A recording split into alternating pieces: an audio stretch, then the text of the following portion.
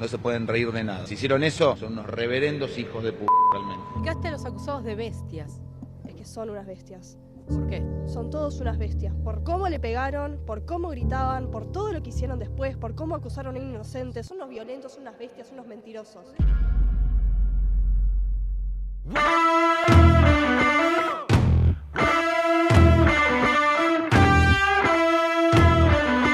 Buenas, estamos en un nuevo video hablando del juicio a los rugbyers, a los 8 implicados específicamente, sabiendo que los otros 2 fueron sobreseídos, de estos chicos que son rugbyers, que mucha gente dice por favor deja de mencionarlos como rugbyers porque la verdad es que el rugby no plantea eso, no dice eso, pero bueno, estas personas son rugbyers, no estamos diciendo que hay que generalizar ni nada de eso, estamos diciendo lo que son 8 personas que son rugbyers, no hay mucho más vuelta que eso. Aún así siempre hay gente que va a estar en desacuerdo y van a decir con sus argumentos válidos que les parece que está mal, pero bueno, más allá de eso, en este video vamos a hablar de la tercera jornada, la tercera fecha de este juicio. Ya hablamos de la primera y la segunda en el video anterior. La verdad es que estoy evaluando, bueno, el ritmo y demás. Estoy haciendo todo lo que puedo para tratar de llegar lo más rápido posible con el contenido. Pero es importante que empecemos, sin mayores dilaciones. Y antes de empezar el día 3, necesito que ustedes entiendan algo muy importante, que lo tengan en cuenta para saber cómo funciona un determinado tribunal. Por lo general, los tribunales orales o las cámaras del crimen, como se les llamaba antes, están integradas por varios jueces. Cada uno de los jueces tiene un secretario, un grupo de secretarios, pero particularmente un secretario que trabaja para dichos jueces. En el fuero judicial se le llama general y vulgarmente como vocalía. Imaginen que tenemos al juez Gómez, al juez Martínez y al juez Pérez. Es así que tenemos una vocalía que trabaja para el juez Gómez, para el juez Pérez y para el juez Martínez. Por lo general, cuando se elevan las actuaciones a juicio, se realiza un sorteo en mesa de entrada, por lo cual se decide, mediante este sorteo, cuál de las vocalías internas se va a encargar del juicio en cuestión. Si entran 3 expedientes a juicio, se va a ir designando una por una en orden las 3 vocalías. Son estas vocalías las que se encargan de imprimir el trámite, ya sea desde la citación a la admisión de juicio, entre otras tantas variantes. Habiendo tenido eso en claro, entendemos por qué hay 3 jueces, de los cuales uno es presidente, lo cual uno claramente preside dicho juicio. Y es el presidente, por lo general, el que se encargó de darle vía o tramitación previa a la elevación a juicio. Es el presidente, por lo general, el que internamente se encargó de darle tramitación a la causa. Estamos hablando de hacer la citación de juicio, la admisión de pruebas, la fijación de una fecha de debate. Básicamente el presidente es el que se encarga de todas esas cosas. Entonces, cuando vemos 3 jueces y un presidente, es porque esa causa corresponde a su vocalía. Teniendo entendido esto, el juez, que es el presidente del tribunal, pide que se dé lectura por secretaría de quienes se encuentran presentes. Por la defensa, el doctor Tomei se encuentra presente, también la doctora Pertossi, por la defensa también, y así se individualiza cada una de las partes. Por la querella se encuentran presentes los doctores Fernando Burlando y sus colegas de su bufete en representación de la víctima, ofendido, y los padres del mismo. Habiéndose hecho eso, se declara la continuación del debate que se abrió en el día 2, que ya hablamos previamente. Ahí por secretaría se da lectura de quiénes son los testigos que se encuentran presentes para ese día. Si hipotéticamente supongamos que se citaron 10 testigos y solamente fueron 5, se deja registro de quiénes estuvieron presentes y quiénes faltaron. ¿Esto para qué es? Así saben las otras partes quiénes estuvieron y quiénes no, para luego peticionar en audiencia, en la propia audiencia del juicio oral, lo que corresponda. Traerlos por la fuerza pública, que se libren oficios y se solicite al RENAPER, por ejemplo, el domicilio de la persona. Y así un largo etcétera. A cada uno se le pide que acredite identidad con DNI y ahí se empieza a interrogar al testigo por sus datos, haciéndole saber el motivo, por qué causa lo que se investiga, y se le hace saber que es por la muerte de una persona en este caso. Que en esta causa hay distintas partes con sus postulados tratando de investigar algo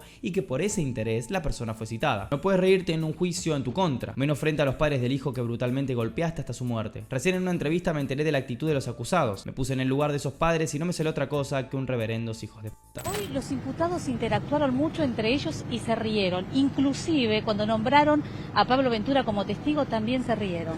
Y bueno, eso habla, yo no, ustedes quieren que empiece a hablar coloquialmente. Me están llevando, estoy a muy corto tiempo de empezar a insultar a todo el mundo, pero realmente yo pregunto de qué se ríen, de qué se ríen, hijo de puta. Realmente no se pueden reír de nada. O sea, por lo menos, aunque se rían por una cuestión que no tenga nada que ver con el juicio, en esto que es un templo, que es la sala de audiencia y donde están los papás de Fernando, no se pueden reír de nada. Si hicieron eso, son unos reverendos hijos de puta. Realmente. En este pequeño apartado, antes de continuar, quiero plantear fe de ratas. La verdad es que me equivoqué. Esto en latín quiere decir que asumo un error. Y básicamente en el video anterior dije que la defensa corría vista a las demás partes. Y eso es una cuestión técnica que no es correcta. Es el tribunal el que se encarga en una audiencia de correr vista vista a las otras partes cuando una de ellas hace un planteo, o sea, una incidencia o un planteo de nulidad, lo que sea, se corre vista a las otras partes, pero lo hace el tribunal, no lo hace el defensor. El tribunal es el que te da la palabra, el que hace que continúe el orden de una audiencia, si alguna parte solicita la palabra, si se la da, si no se la da. Lo que me quería referir era el orden que hacía, que si por ejemplo la defensoría hace un planteo en particular, el tribunal luego le va a correr vista a la querella y a la fiscalía, pero es el tribunal. En el afán de querer grabar rápido y en el apuro y todo, la verdad que me equivoqué, simplemente fue una equivocación de palabras, nada más. Lo mismo me pasó con decir apelación de nulidad, quería decir planteo de nulidad o un incidente de nulidad. Son dos trámites distintos que se plantean frente a organismos distintos. Uno se plantea contra un tribunal que resolvió una determinada sentencia, una determinada resolución, y la apelación es a un tribunal superior. Claramente es distinto a quien lo ordenó. Hoy declara Pablo Ventura, el joven acusado injustamente por los 8 imputados con el objetivo de desviar la investigación. Comparen la actitud de Pablo, que a los gritos proclamaba su inocencia, y el silencio de los rugbyers que solo hablaron para acusar a un inocente. Hoy ustedes tienen un ejemplo muy interesante. El ejemplo precisamente de la familia Ventura, de la pobre familia Ventura, que fueron acusados injustamente, que no tenían ningún tipo de vínculo con el delito, que los acusados en otro intento de desviar la investigación dijeron que las zapatillas eran de él, que el auto del papá de Ventura era el que se había dado la fuga de Villa Gesell. Miren qué diferencia. Yo no sé si ustedes recuerdan los momentos iniciales de esta investigación, pero en esos momentos iniciales, Ventura, a los gritos, proclamaba su inocencia. Comparen la actitud de un inocente con la actitud de los 8 acusados. Entonces, me parece que no tenemos que hablar más del tema del pacto de silencio, porque acá tienen el motivo, ¿no? Un inocente a los gritos dice que es inocente. En los códigos de la calle y en los códigos de la vida, no hay actitud más miserable que acusar a un inocente. O sea, no hay nada peor que acusar a un inocente y privar de libertad a un inocente por algo falso. Es algo, pero nefasto. Simplemente los vi a la cara 1 o 2 veces y nada más. Y simplemente vi que ellos no me podían ver a la cara a mí. Yo siento que fue un gran alivio declarar y obviamente las preguntas que me hicieron, burlando tanto como el otro abogado, Tomei, obviamente me ayudó también a liberarme eso que yo tenía guardado. Segunda jornada, la acción sincronizada de los asesinos permitió la construcción de un muro infranqueable. Nadie pudo acercarse a Fernando, nadie pudo ayudar a Fernando. Así los asesinos exterminaron a quien calificaron. Los detalles del tercer día de juicio: llantos, nervios y risas de los rugbyers. Declararon Pablo Ventura, su padre, 3 amigos más de Fernando, patobicas de Lebric y policías. 10:15, la declaración de Pablo Ventura. A los rugbyers los conozco solo por ser de la misma ciudad. Tuve problemas con Lucas Pertossi en un boliche. Nos miramos mal y sé que habló mal de mí. El día del crimen estaba en la casa de mi mejor amigo. En Zárate los vi pelear en grupo varias veces en salidas de boliches. Siempre en grupo de personas. 3, 4, 5 contra 1 o 2 personas. Siempre eran mayoría. ¿Tuviste alguna consecuencia por la acusación y la detención en su momento? Y a ver, obviamente capaz antes de la pandemia era, no sé, salir a la calle y obviamente la gente venía, me decía, hola Pablo, disculpa, y qué bajón lo que te pasó, pero obviamente llega un punto que también es como de no tenés privacidad. Así como decís, Pablo, que se conocen del pueblo, del boliche, ¿cómo era la relación de ellos con el resto de otros jóvenes? La verdad eso no te sé decir bien. Sí, me he enterado que han tenido algunas peleas allá, pero tampoco salía tanto en esa época. Vos no estuviste en el crimen, no estuviste en el lugar, ¿a qué venís? En ese lugar no estaba en ¿Cuál es el Zárate. objetivo de tu declaración? No sé, a mí me llamaban a declarar y bueno, obviamente como es una carga pública tengo que venir y calculo que relataré lo que pasó.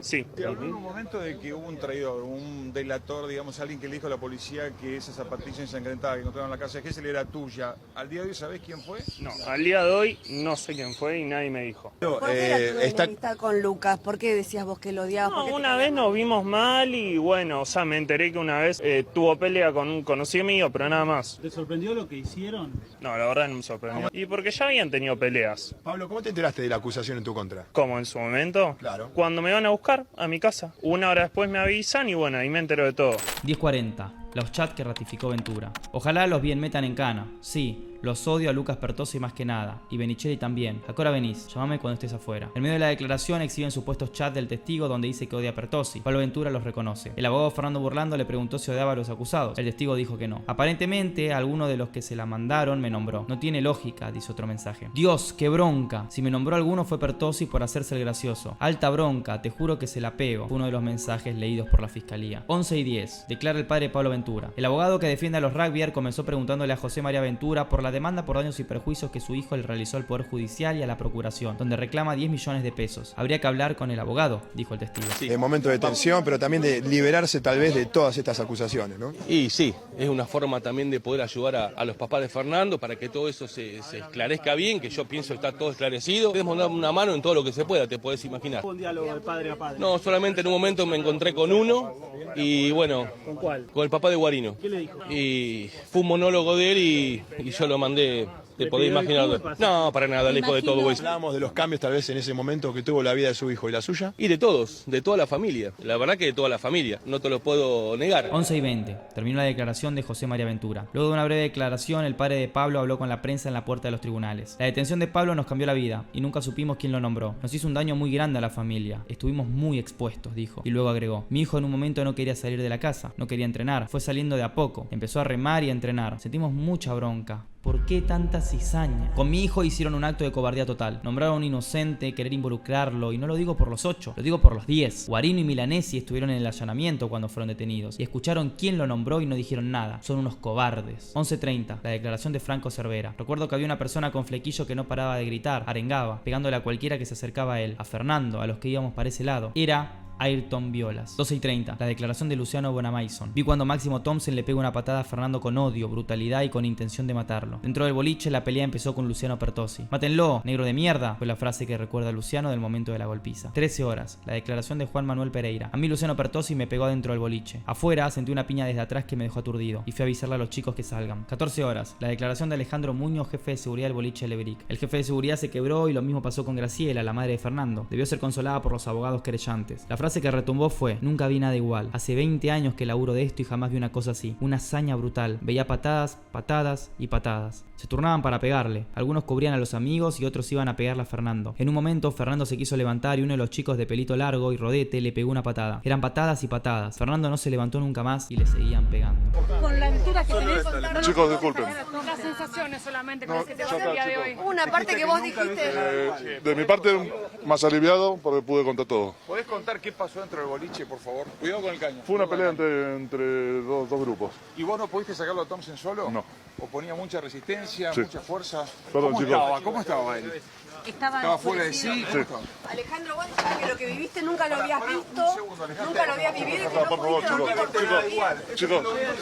nunca habías visto nada. Chicos, ya está, por favor. 16 horas, la declaración de Fabián Ávila, patovica de Lebric. Fernando le pegó en el estómago a Thompson adentro del boliche. Yo saqué a Fernando del local, salió tranquilo. 16:30 horas, la declaración por Zoom del patovica Cristian Gómez. Benicelli adentro del boliche estaba sacado y le pegaba a cualquiera. Thompson estaba con cara de loco, me dijo que notó que uno de sus amigos estaba enajenado. Al rato que pasó este incidente, empezaron a tirar piedras contra el boliche contra jóvenes y la policía se abocó a eso. 17 horas, la declaración del policía Edgardo Laurenzuk. Pidió un vaso de agua, se puso nervioso y su relato duró menos de 10 minutos. Solo aportó que recibió videos de cámara de seguridad. 17:15, la declaración de Maximiliano Rosso, quien le hizo RCP a Fernando. Encontré al chico tendido, le faltaba la remera y las zapatillas. Le había puesto una campera, algo para taparlo. Le hice RCP hasta que me cansé, no tenía signos vitales. Cuando pregunté quién lo había golpeado me dijeron 3 personas. Uno camisa negra, otro rastas, camisa blanca, rasgada. Lo que espera para el día 4. Día 4, señalaron a Ciro Pertossi y Blas Sinali, los únicos que no habían sido culpados por los testigos. Comenzaron las declaraciones y hoy darán su testimonio testigos que no son amigos de Fernando, la chica que le hizo RCP y algunos policías. 10 de la mañana, la declaración del testigo Tomás Vidonde. Thompson le pegó 2 puntinazos en la cabeza. Otro más, no tan musculoso como Thompson, también lo pateó. Era Ciro Pertossi. Día 4 pegándole. Un amigo de Fernando quiso meterse y también le pegaron. Fueron Benicelli y Violas. Thompson era líder de la banda. 12 del mediodía, la declaración de la testigo Tatiana Caro. Luca Pertossi fue el primero que le pegó a Fernando. Dijo que ese negro se lo llevaban de trofeo. Uno de camisa floreada le pegaba a Fernando cuando se quería levantar. Era Blas Sinali y es la primera testigo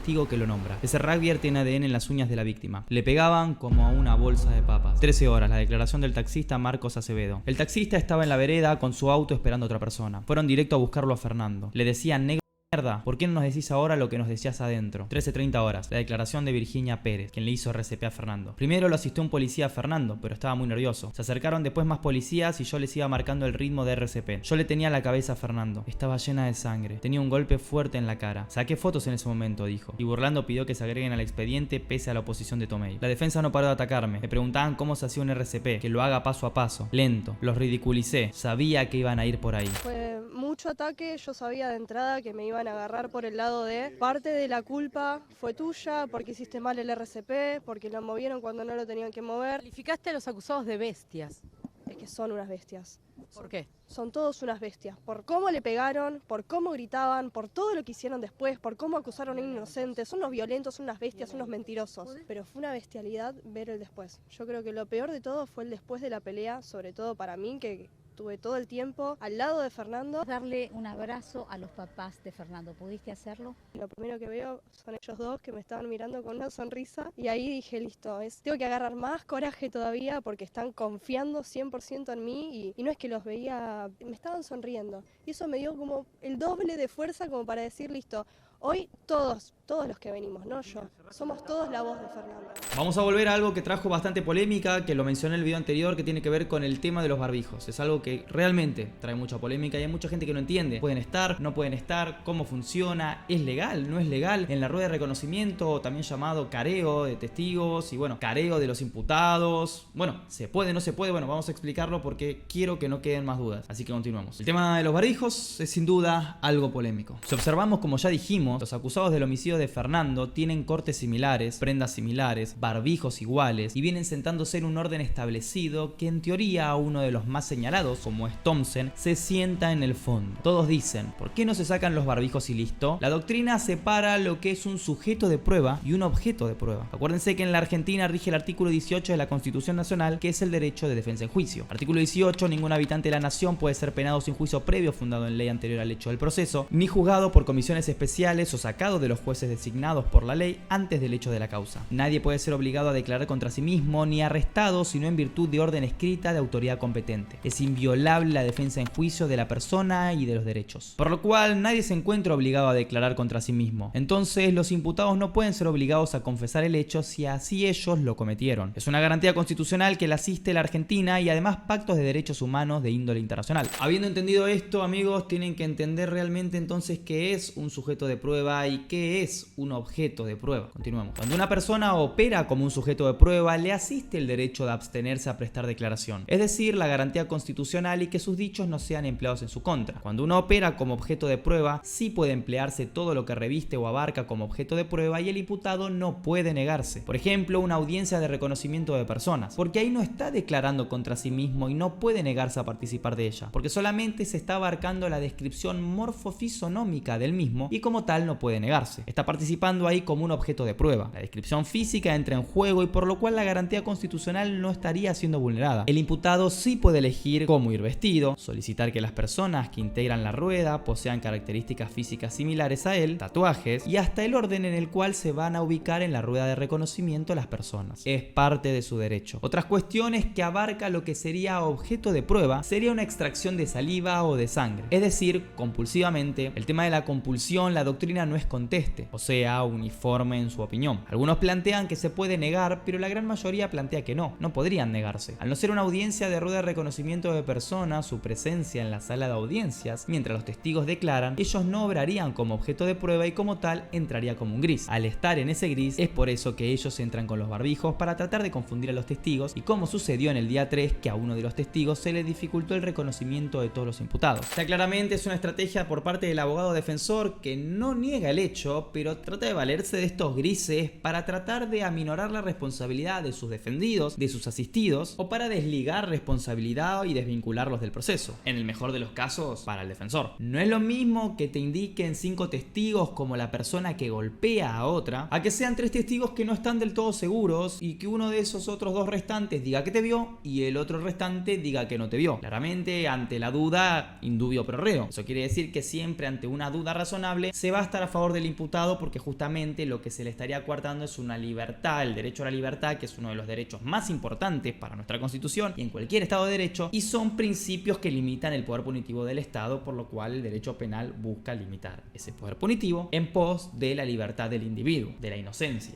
y se iría en beneficio de los rugbyers por ser los imputados, para que quede claro. Esto tiene que ser una pena ejemplar. Tienen que dar el ejemplo con la condena para que no se vuelva a repetir. La gente, al decir esto sin saberlo, está hablando de las teorías de la pena de Roxin. Claramente están entrando en juego las teorías de la pena de Roxin y es muy importante ahora que gracias a ese pie que acabo de dar por cosas que dice la gente entendamos qué son las teorías de la pena. Pero antes, ¿quién es Roxin? Porque muchos de ustedes seguramente no lo conocen. Klaus Roxin es un abogado y jurista alemán, destacado por su labor en el ámbito del derecho penal internacional, derecho procesal penal y teoría del derecho. Advierte con acierto Roxin que lo que se trata de responder con estas teorías es la interrogante acerca de cómo y bajo qué presupuestos puede justificarse que el grupo de hombres asociados en el Estado prive de libertad a alguno de sus miembros o intervenga de otro modo conformando su vida en su existencia social. Tradicionalmente se hace una clasificación en teorías absolutas y teorías relativas de la pena, para encuadrar así en alguna de estas concepciones a las respuestas más usuales que se han elaborado sobre el sentido y los límites de la legitimidad de la pena estatal. Teorías absolutas se caracterizan por considerar que la pena tiene el sentido de materializar el valor justicia, al compensar la culpabilidad del autor de un delito mediante la irrogación de otro mal en el que la pena ya consiste. Por tal razón se considera a la pena como un fin en sí misma, desligada de toda pretensión de obtener a través de ella objetivos diferentes a la función metafísica consistente en la realización de un ideal de justicia. La pena se aplicaría, conforme a esta posición, porque es justo que a quien ha causado mal, el delito, se le retribuya con otro mal, la pena. De allí que una de las principales concepciones que se encuadra dentro de las llamadas teorías absolutas sea la denominada teoría retributiva de la pena, una de las más conocidas. En este esquema teórico, la pena es considerada en su naturaleza simplemente como un mal y la justicia de su imposición estaría dada por la compensación que se logra al irrogarse al transgresor como retribución por el mal por él causado. El hombre es un fin en sí mismo y cualquier instrumentación que se haga de él, lo que ocurriría si se utiliza la punición para lograr ciertos objetivos, implicaría una degradación al tratárselo como si fuese una cosa de la que uno se puede servir para la obtención de resultados propuestos. La pena no tiene ninguna pretensión de utilidad, lo que queda patentizado en el postulado central. Una pena, aun cuando resulte inútil, debe ser aplicada si es justa su imposición. En síntesis, para la teoría retributiva, la única pena legítima es la pena justa, y una pena es justa cuando se irroga como castigo al autor de un delito en compensación por su culpable causación de un mal. En síntesis, para la teoría retributiva de la pena, a un mal se le tiene que aplicar otro mal, que es la pena. Si la pena está bien aplicada y es justa, no importa si termina siendo útil para la reinserción del individuo en la sociedad. Eso no importa. Lo que importa es aplicarle al que le corresponda una pena y listo. Porque ver al ser humano como un medio para obtener otros resultados, para esta teoría, es algo que utiliza al ser humano como una cosa, como un medio. Y el ser humano, según esta filosofía planteada por Kant, es un fin en sí mismo y corta ahí. Algo que tienen que tener en cuenta ahora en más también es respecto a los testigos. ¿Cómo funciona el interrogatorio de los testigos? Sí, es muy importante que lo sepan porque esto va a pasar a lo largo de todo el juicio de los rugby, el caso de Fernando, porque hay muchos testigos involucrados. Hay mucha prueba testimonial que fue ofrecida en la parte preparatoria y que ahora en el debate oral, el juicio oral, se va a tomar en cuenta.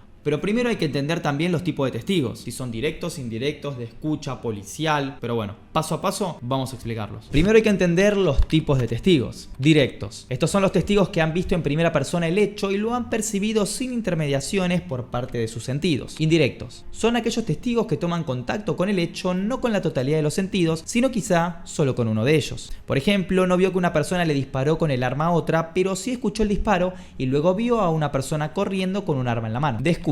Llamados también de forma despectiva como testigos de segunda, se trata de aquellos que no han tenido contacto con el hecho, pero la víctima, el imputado o algún testigo que tuvo contacto con el hecho le relató lo que ellos percibieron del mismo. Una acusación basada en este tipo de testigos no suele prosperar para acreditar el hecho o al menos para determinar la participación criminal por sí misma. Policial. Por lo general los testimonios policiales son similares más cuando declaran ratificando el acta del procedimiento en honor a la brevedad. Se lo suele agrupar como testimonio de la policía en su conjunto. Sabiendo esto y habiendo entendido los tipos de testigos, es importante que entendamos dos preguntas posibles que se les puede hacer. Preguntas abiertas y preguntas cerradas. Las preguntas abiertas lo que buscan del interrogado es conseguir información a través de preguntas de cómo, quién, cuándo, dónde y por qué. O por ejemplo, ¿qué recuerda de lo sucedido el 18 de enero del año 2020? Por el otro lado, las preguntas cerradas buscan una afirmación o una negación respecto de un tema muy en específico por parte del interrogado. ¿Cómo se llama la víctima? ¿De qué color era el arma? arma y un largo etcétera. Ahora, no se puede preguntar de la manera que quieran, tanto los fiscales, los defensores o los querellantes. No se puede. Hay un límite. Y el límite es el siguiente.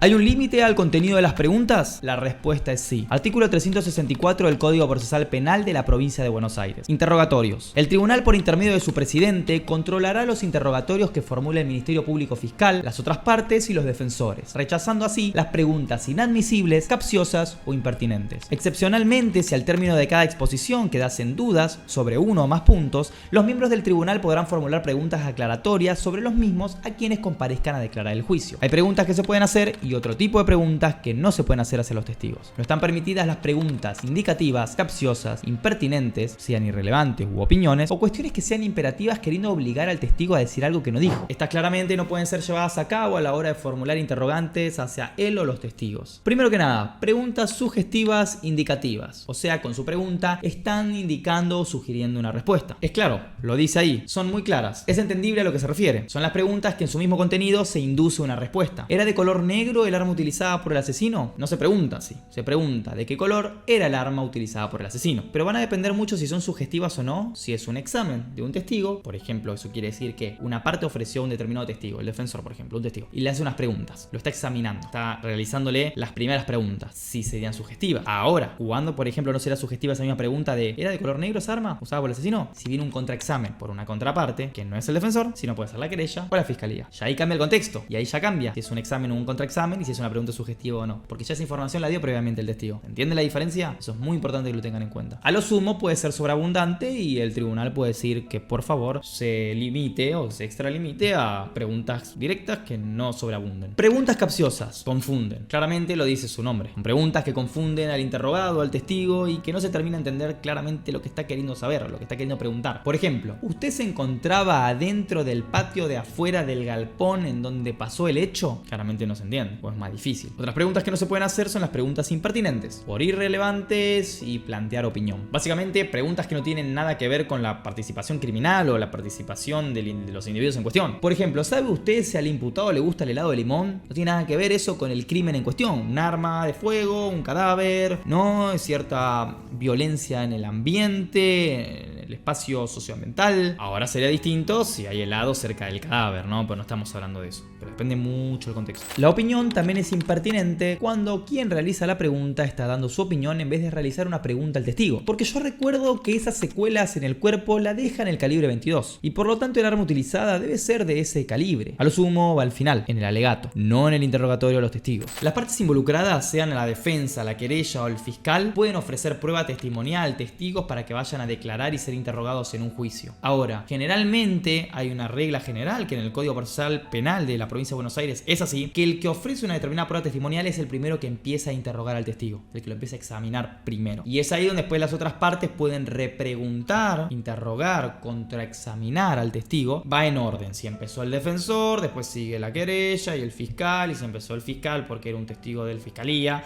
irá posteriormente a la querella o al defensor, sigue un orden. Ahora, ¿cómo funciona el contraexamen de testigos? ¿Cómo funciona esto de evaluar al testigo que trae otra de las partes para tratar de obtener más información, desacreditar la información o tenerlo como directamente no válido o incluso un falso testimonio? Contraexamen de testigos. 1. Desacreditación de testigos por cuestiones personales. A1. Alguna lesión o disminución en sus sentidos. B. Vínculo con el imputado o particular damnificado. Estos son las generales de la ley y lo tachan de imparcial. Lo mencionamos en el otro video. Y si es familiar, amigo, enemigo, deudor o acreedor del imputado, tiene un interés en el caso y de esta manera se busca descalificar entonces de esta manera. 2. Dudas en su testimonio. A. Formas de percepción del hecho, contexto, característica espacial. A1. Ubicación desde que percibe el hecho. A2. Detalles del escenario del lugar del hecho, luz, asfalto, etc. Claramente, ¿cómo se plantean dudas en el testimonio de un determinado testigo, valga la redundancia, con esta información que yo les estoy dando? Tiene que ver con que por ahí no es que está dando un falso testimonio, sino que no pudo percibir bien el hecho por una dirección, una perspectiva, tenía un cuerpo en el medio que no pudo llegar a observar del todo, sea un cuerpo una persona o sea un objeto en la vía pública, la luz, el asfalto, la distancia, como les digo, la perspectiva y muchas más variantes. Ahora, el falso testimonio es algo muy distinto, ya es un delito penal, curio, como a veces lo pueden ver también en otros lados, en Estados Unidos particularmente, porque el testigo tiene un triple deber de comparecer, o sea, de ir al juicio, al tribunal, o bueno, al juzgado eventualmente, dependiendo, de declarar y de decir la verdad. Artículo 360 del Código Procesal Penal de Buenos Aires. Formas de interrogatorio y recepción de la prueba. Los testigos, peritos o intérpretes prestarán juramento de decir verdad ante el tribunal bajo sanción de nulidad. Serán interrogados primeramente por la parte que los propuso. Seguidamente quedarán sujetos a las repreguntas de las otras partes intervinientes. Si del curso de la repregunta surgiere la necesidad de volver a preguntar por la parte que hubiera ofrecido el testimonio, la misma lo podrá hacer con la autorización del presidente del tribunal, al igual que las otras partes a posteriori, guardándose siempre el orden respectivo. Mi opinión personal del caso, a ver, ¿qué va a intentar lograr la defensa? Como ya dijimos en la parte anterior, en el video anterior, cada una de las partes tiene su teoría del caso. Puede coincidir la de la querella y la fiscalía, como también puede ser distinta. Y claramente la defensa puede tener una distinta a la de la fiscalía. Generalmente pasa. Y en este caso es así. Plantean un homicidio en riña. Aunque algo muy interesante con el homicidio en riña es que necesita que todos estén en la riña. Y Fernando no tuvo ninguna riña. Él fue emboscado y golpeado. Participó de ninguna golpiza. Pero bueno, es lo que plantea la defensa, con una sanción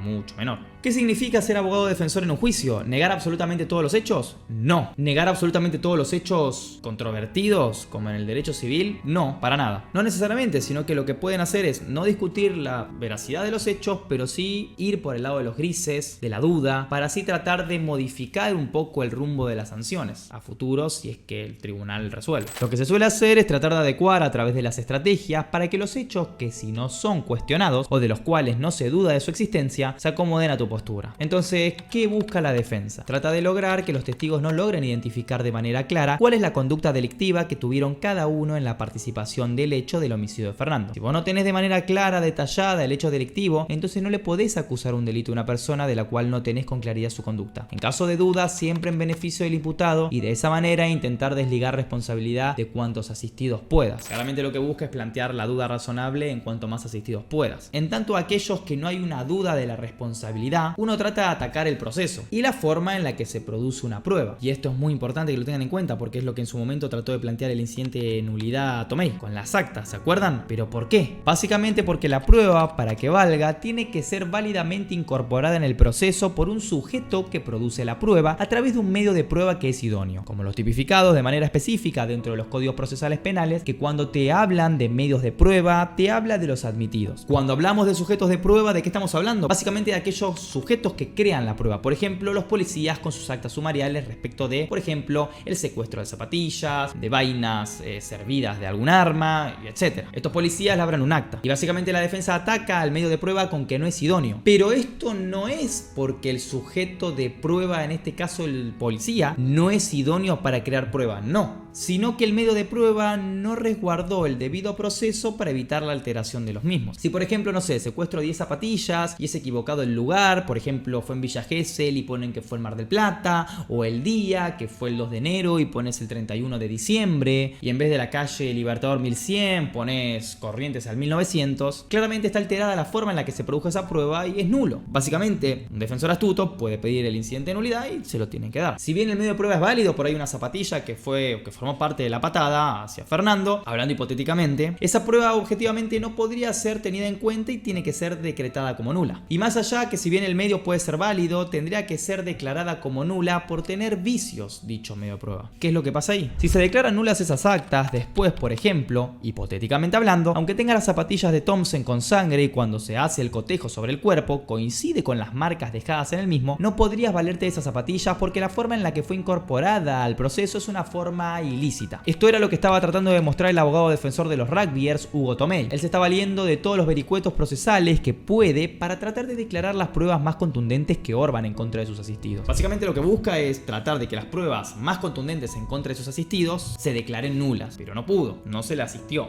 Pero bueno, siempre un abogado defensor va a tratar de ser muy bueno en el derecho procesal, porque muchas veces la demostración de un determinado suceso y el nexo causal a un determinado imputado no es tan difícil. Se puede puede probar y es bastante, no sencillo, pero va por su propia vía. Ahora, el tema en cuestión y los detalles están en lo procesal. Si hay algún fallo en algún medio de prueba, que es fundamental la cadena de custodia en los medios de prueba y cómo se crean esos medios de prueba por parte de los sujetos de prueba, es fundamental. Y si se hace mal, puede caer una prueba vital para la vinculación de un individuo con un hecho a través del nexo causal y que claramente después se termine responsabilizando y, bueno, condenando a prisión, si correspondiese. Por el otro lado, el fiscal y la querella, con Fernando burlando, lo que trataban de plantear es que la incorporación de las pruebas son válidas y claramente de la contundencia de esas pruebas que son incorporadas en este proceso. Y hasta ahí el día 3. Como explicación de lo que pasó, qué análisis les puedo dar. Nos veremos mañana o pasado con una nueva actualización del caso. Cuídense mucho y será justicia. Los amo y nos vemos. Chau.